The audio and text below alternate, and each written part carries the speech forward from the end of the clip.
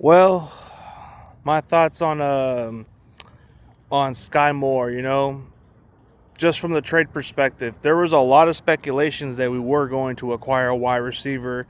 They were just looking for the low cost, a low risk, high reward type signing. I know a lot of our fan base were hoping that maybe we would acquire a big time player, but under the 49ers budget, they didn't want to spend big, so they were just going very cheap under the circumstances. And I know we got enough cap space, but I think they just want to roll over the cap space.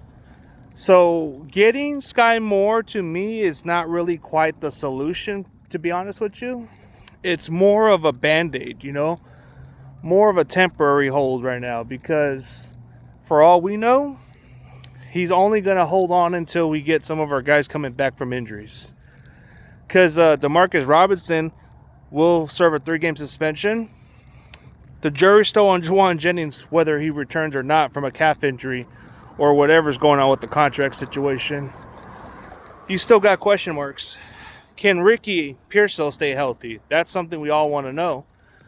Jacob Cowley's coming off an injury again. We don't know if he's going to play. So that's why you definitely brought in a guy like Skyy Moore. So maybe Shanahan does have something under his sleeves, because maybe that's what he wanted to do, was get somebody like that player. Somebody who's a gadget player.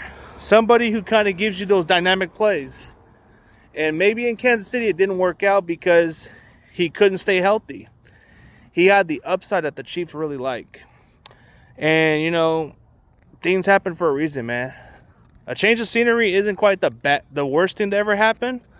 But you see things have worked out for the best, Like Ted Ginn, for example. Ted Ginn didn't have quite a good career with the Dolphins, and he had to get a change of scenery. Once he went to San Francisco, he became a good returner. Then he went to a couple different teams. And all it takes is an opportunity for certain players to get showcased at, But I think for Skyy Moore, it's going to be more like, he's going to get some opportunities. But a change of scenery doesn't always mean it's a sure thing with every other player. But I think under Shanahan, you have to look at how they're going to game plan for the coming weeks. And I think he's only the guy that's just going to hold up a spot until those guys return. So maybe they'll use him as a return guy or some gadget plays here and there. But I think it doesn't rule out Junior Bergen getting cut or anything like that. I still think Junior Bergen will make the roster because the receiver is pretty thin. Maybe they try to squeeze him into the practice squad.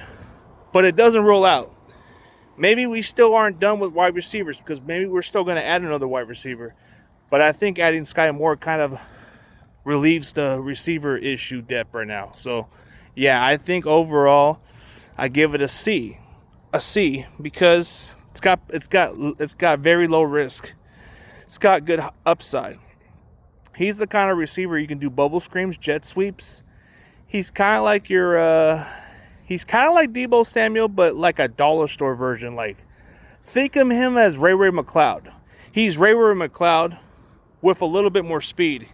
He's exactly what Ray McCloud is, but just underused in Kansas City. I think under Shanahan's offense, if he's got something under his sleeves and he can get the defense off guard off those type of stuff, man, if he can scheme up a play with this kid, then we're on to something. But, yeah, he's kind of like what you see in Ray McCloud. He's kind of like a dollar store Deebo Samuel in a way, because you can do jet sweeps. You can do all kinds of stuff with this guy. But he just hasn't had opportunities because of the injuries and because other receivers in Kansas City were just better than him. So that was the circumstances of why he got traded. And he wasn't going to make the roster anyways. So, and a lot of us were saying, why can't we just wait until he gets cut? Well, under the circumstances, we don't even know if we get the guy, because just because they got cut doesn't mean you can't claim them, bro. You got to be in the pecking order to claim these players. So maybe if he would have cleared the waivers, it would have been different. But you got to understand that they did it because they knew they weren't going to get him. So that was like understandable. The trade to me made a lot of sense in a way, because we didn't have to give up a lot. We didn't give up much. We just swapped a draft pick.